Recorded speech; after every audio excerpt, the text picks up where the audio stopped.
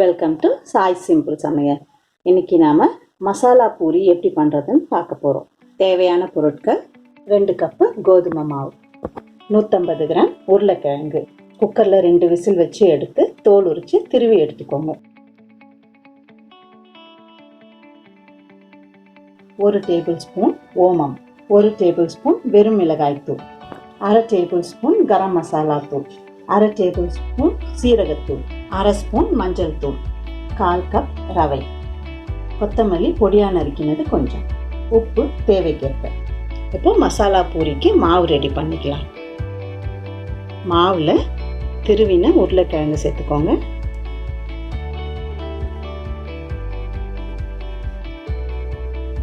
இது கூட ரவை, ஓமம், மிளகாய்த்தூள், சீரகத்தூள், கரம் மசாலா தூள், மஞ்சள் தூள், கொத்தமல்லி,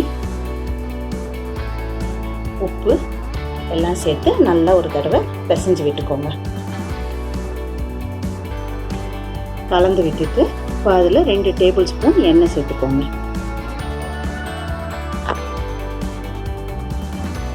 எண்ணெய் சேர்த்து ஒரு தடவை நல்லா மிக்ஸ் பண்ணுங்க.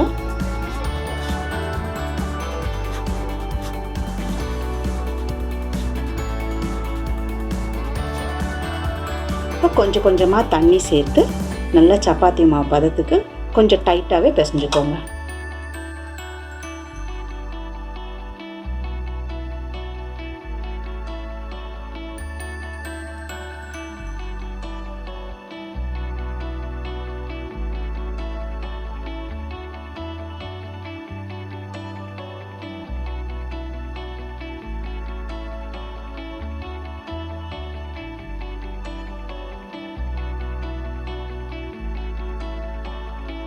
இந்த அளவுக்கு கொஞ்சம் கெட்டியாகவே பிசைஞ்சுக்கோங்க.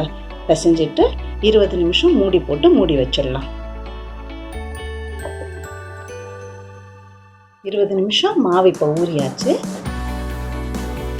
திரும்ப ஒரு தடவை இதை நல்லா பிசைஞ்சு விட்டுட்டு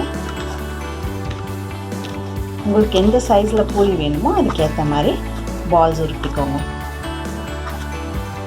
ஒரு லெமன் சைஸ் எடுத்து உருட்டிக்கலாம்.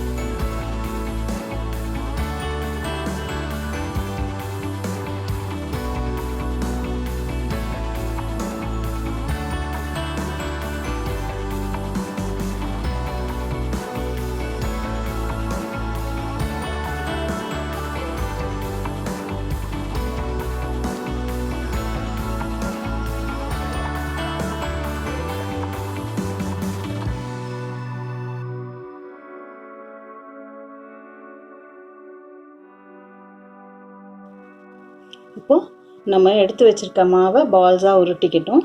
இது மாவில் கிட்டத்தட்ட 20 பூரி வரும் நமக்கு இந்த சைஸில். இதை லேசாக எண்ணெய் தொட்டுட்டு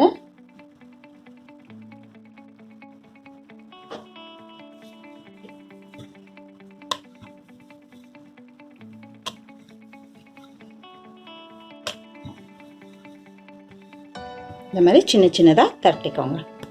உங்களுக்கு எண்ணெய் தொட்டு திரட்டுறதுக்கு கஷ்டமாக இருந்ததுன்னா இந்த மாதிரி ட்ரை மாவில் கூட திரட்டி சுட்டுக்கலாம். பூரி செய்யும்போது நம்ம இந்த மாதிரி மாவில் தொட்டு செஞ்சோம்னா எண்ணெய் சீக்கிரம் அழுக்காயிடும். அதனால தான் நம்ம எண்ணெய் தொட்டு திரட்டுறது. அது உங்களுக்கு கஷ்டமாக இருந்ததுன்னா இப்படி திரட்டிக்கோங்க. ரொம்ப மெலிசாவும் திரட்டக்கூடாது, ரொம்ப குண்டாகவும் திரட்டக்கூடாது. எல்லா இடமும் ஒரே திக்னஸ் இருக்க மாதிரி பார்த்து திரட்டிக்கோங்க.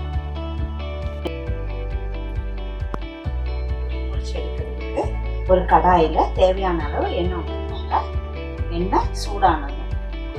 எண்ணெய் சரியான அளவு சூடாக இருக்கான்னு செக் பண்ணி பார்த்துட்டு ஒரு உருண்டை மாவு எடுத்துக்கோங்க. பாருங்க, மாவு இப்படி உடனே மேலே எழுந்துனா எண்ணெய் கரெக்டான சூடு எடுத்துக்கலாம். இந்த அளவு எண்ணெய் சூடாக இருக்கும்போது பொங்கி பொரிச்சு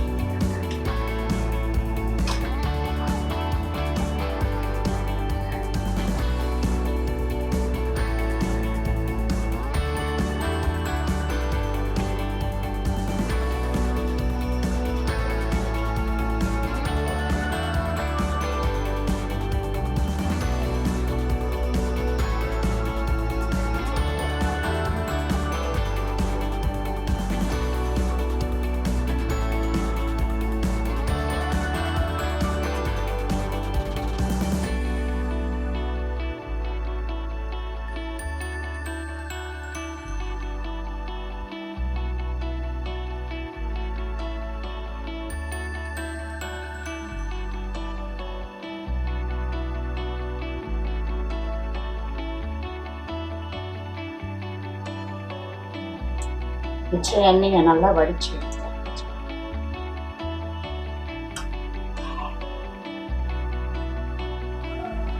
ஸ்டவ்வை மீடியம் ஃப்ளேமில் வச்சுக்கோங்க. ஃப்ளேம் ரொம்ப கம்மியாக இருந்ததுன்னா பூரி ஊற்றாது, ரொம்ப அதிகமாக வச்சுட்டிங்கன்னா கருகிடும்.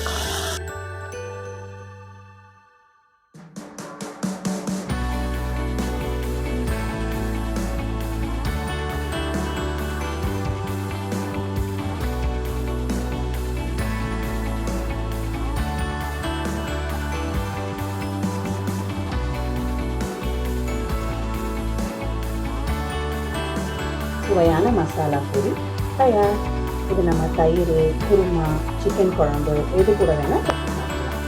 சிக்கன் குழம்பு எப்படி பண்ணுறதுன்னு நம்ம சேனலில் போட்டிருக்கோம். அந்த மாதிரி செஞ்சு தான் நீங்கள் ட்ரை பண்ணி பாருங்கள். இந்த வீடியோ பிடிச்சிருந்தா லைக் பண்ணுங்கள், ஷேர் பண்ணுங்கள், சப்ஸ்கிரைப் பண்ணுங்கள். சிம்பிளாக சமைங்க, சாப்பிடுங்க.